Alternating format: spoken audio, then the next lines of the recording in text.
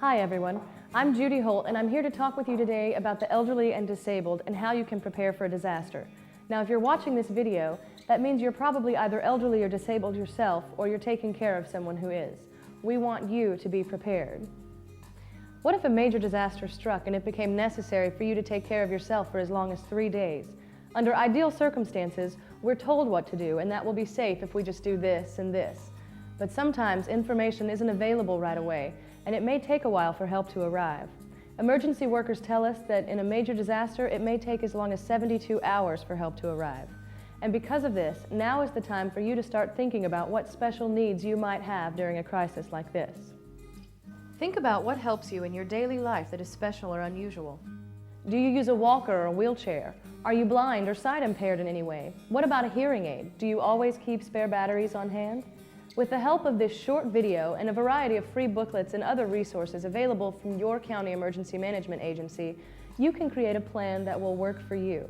It's very important that the plan you create is easy to carry out in a disaster. It will give you and your family peace of mind.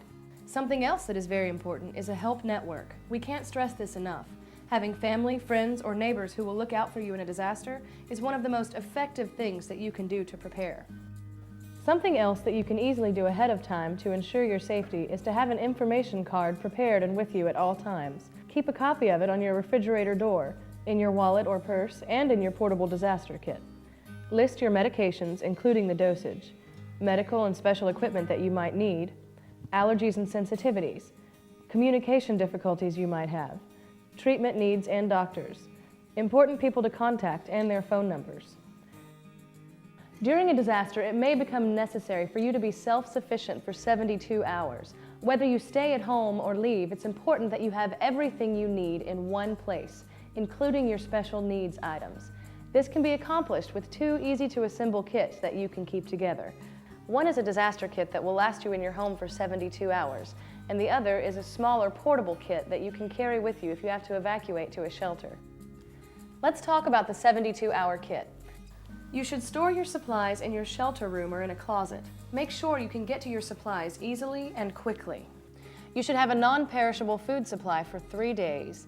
Remember to plan for any special dietary needs. Include things that are easy to open and something to eat with. You will also need enough water for 3 days. The Red Cross recommends 1 gallon per day per person. It's very important to have a radio during an emergency. Make sure you have extra batteries. Include other basic supplies such as a flashlight and blankets. Remember to plan for your pets. Keep extra pet food and other pet supplies with your 72-hour kit. You should keep a list of supplies near your 72-hour disaster kit and review it every 6 months to be sure that you know where everything is and that you can get to your supplies easily. You may need to replace food and water with fresh supplies, and you will need to update your kit as your special needs change. The portable kit is for special items that you must take with you if you evacuate your home during a disaster. Make sure they're necessary and that they fit easily into a satchel or a backpack. For things that don't fit, or for the things that you use every day and don't have extras of, like a cane or a walker, credit cards or a cell phone, make sure they are part of a list that you keep in your portable kit. That way, if you're under pressure, you won't have to rely on your memory. The portable kit should include personal hygiene items and a change of clothing, an extra set of keys for your house and car, a small amount of cash and change for a payphone, and your insurance agent's name and phone number.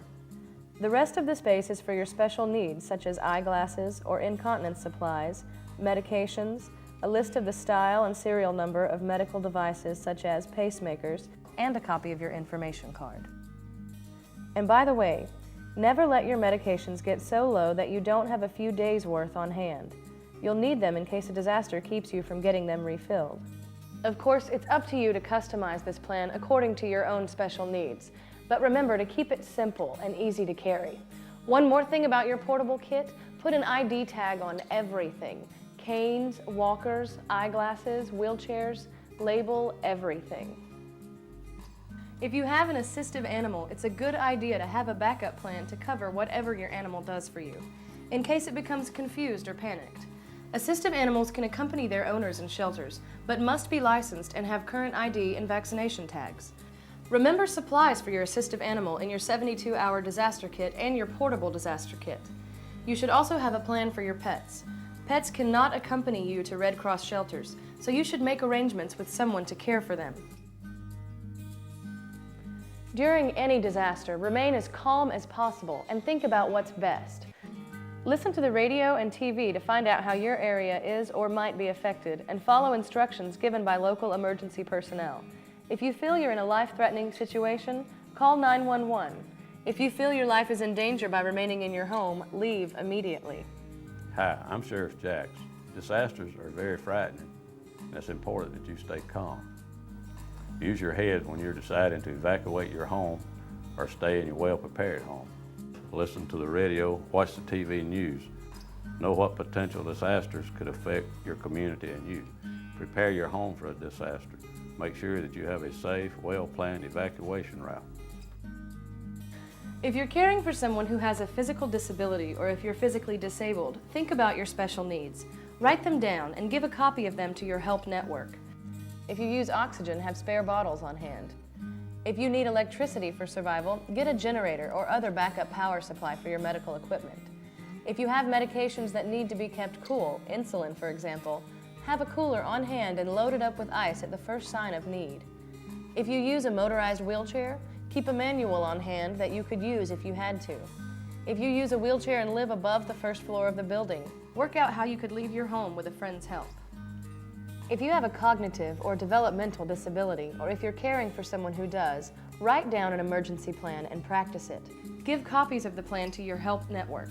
Put it on the front of the refrigerator.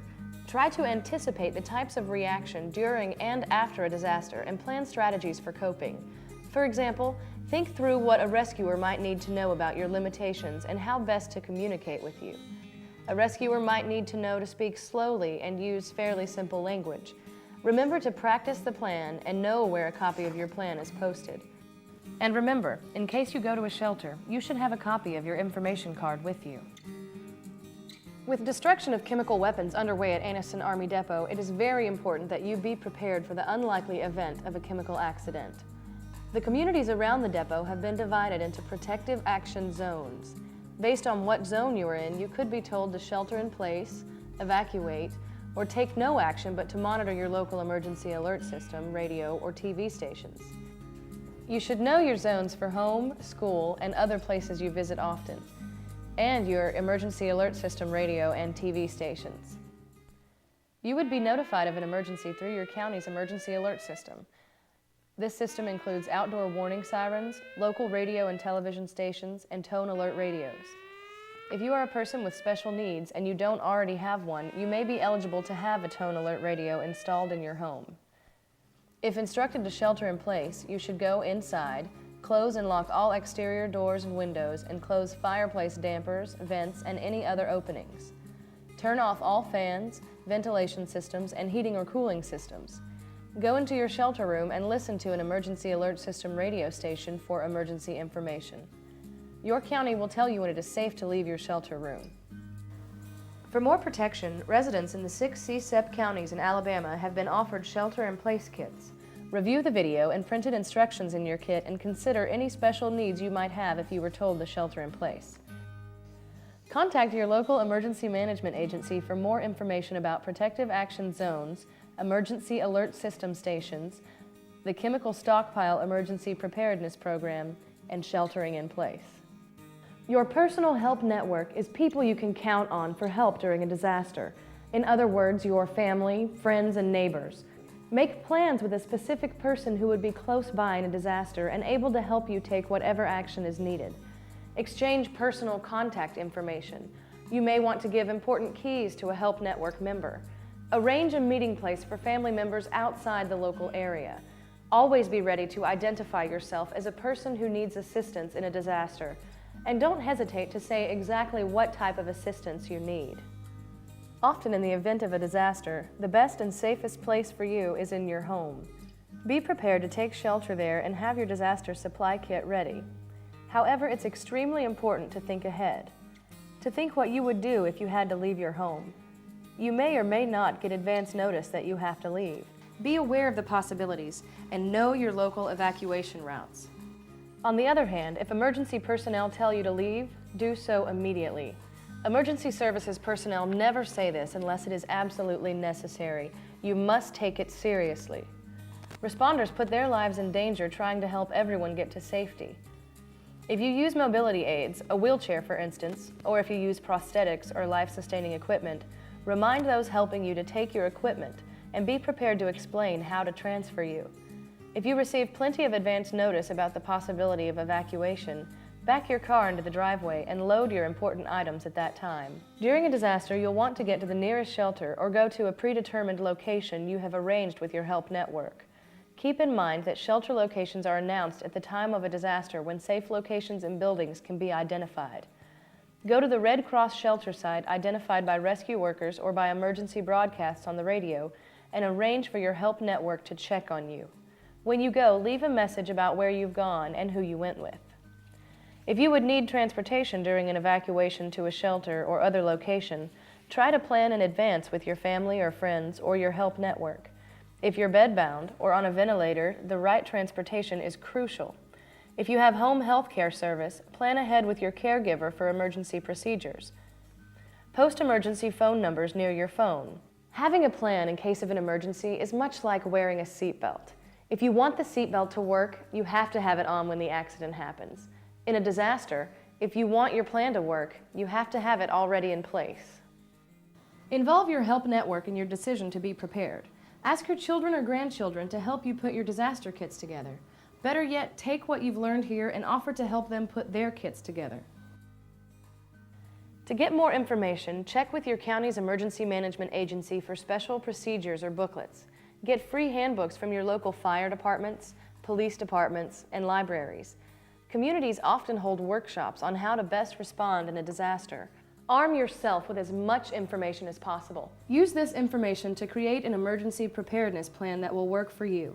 Be prepared for whatever may come.